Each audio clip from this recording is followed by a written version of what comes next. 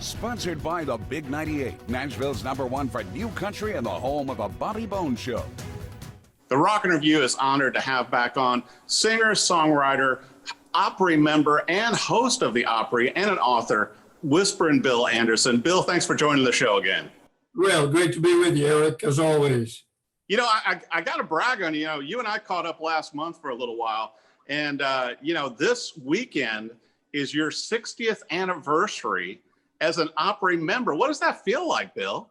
It's an amazing feeling. It really is. Of course, you know, back in 1961, when they asked me to become a part of this wonderful family, you know, you don't hardly think beyond next Saturday night, and that'll look back at all those Friday and Saturday and Tuesday nights, and to think it's been 60 years worth, it's kind of mind-boggling.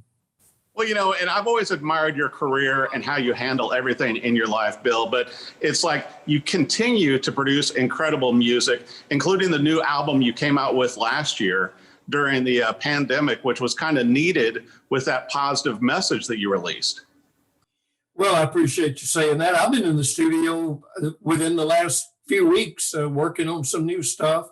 So, you know, as long as I'm able to do it, I'll keep trying to put some new music out there. I wrote a lot of songs during the pandemic, didn't have anything else to do.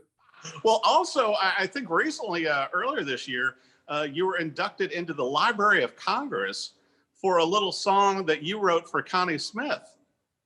Yes, a song called Once a Day. They put it into the National Archives up there next to some other pretty good little country songwriters named Irving Berlin and George Gershwin, Paul McCartney, Bob Dylan. I'm really honored about that. That was it was very unexpected. I had no idea that was going to happen.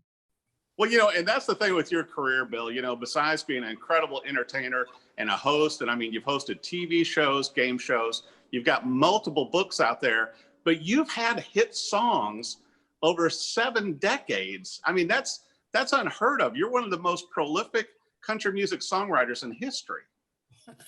Thank you for saying that. A fan wrote me not too long ago and said, you were one of the most prophylactic songwriters there's ever been. Well, I got to ask you this. You know, I've seen on your social media that you are working on some new songs. When do you think this new album will probably come out? I'm kind of aiming towards the fall of this year. I've got 2 really big things going on this year. The 60th anniversary at the Opry, of course, and then later this year, the first part of December, they're going to unveil a Bill Anderson exhibit down at the Country Music Hall of Fame. So I'm going to try to squeeze that album, new music, in between the Opry celebration and the exhibit down at the Hall of Fame. It's a pretty high cotton for an old Georgia boy that's been at it as long as I have. Well, you know, I was going to bring it up, Bill. I think I could do an entire interview with you just talking about all of the Hall of Fames that you're a member of, including the Nashville Songwriters Hall of Fame, the Country Music Hall of Fame, Grand Ole Opry member. I mean, the list goes on and on of your accomplishments, but also you're not slowing down by any standard. I think within the last decade, with some of the hit songs you've had, with artists, you know, of your own, but also with your co-writes, it seems like you're really kind of, you know, getting rolling again. Well, I've never really stopped rolling, I don't guess. The good Lord blessed me with the health to be able to do it. And I've never been able to extinguish this fire in my belly, Eric. It started burning when I was a young boy and realized the direction my life was heading, and it's still burning. And I guess as long as it does, then I'll stay in there and fan the flames. Well, you know, some of our viewers may not realize this, Bill, but back when you were 19 and had your first hit song with Decca, and you were working as a radio DJ to help put yourself through college, you know, I mean, did you have any idea that, you know, all these years later, you would be enjoying this with the Opry, 60 years at the Opry, the Library of Congress, you know, Country Music Hall of Fame exhibit. I mean, just what an amazing body of work that continues to go on. Did you ever imagine that? No, I had some pretty big dreams, but I didn't dream that big.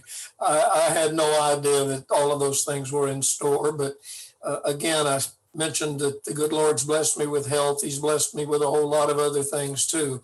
And it's been a wonderful ride. I have a doormat right outside the door to this little office where I'm sitting right there. The doormat has one word on it. It doesn't say welcome. It doesn't say my happy home. It says one word. It says blessed. And that's what I feel like I am, is blessed. Well, I'll tell you what, you have a great ear and an eye for talent also. With your band over the years, have kind of set the country music sound and helped out so many artists, including Connie Smith, to where just a great backup band that you have always found to support your lyrics and songs, Bill. Well, I need all the help I can get. So musicians are a whole lot more talented than I am. Well, I'll tell you what, you have had some great ones over the years, and you always shine, you know, and you're so sharing of the spotlight whenever you are on the stage. You know who I learned that from at a very early age in my career? I watched Mr. Acuff, Roy Acuff. I watched him out on tour. I was with him out on the road a few times, and he never hogged that spotlight. He always shared it with all the members of his Smoky Mountain Boys band. And it to me, it just made Roy Acuff look that much bigger by the fact that he let the light shine on all these other people. And I've tried to hire talented people that can stand in that spotlight. And I've been very lucky over the years in hiring a lot of really talented musicians and people.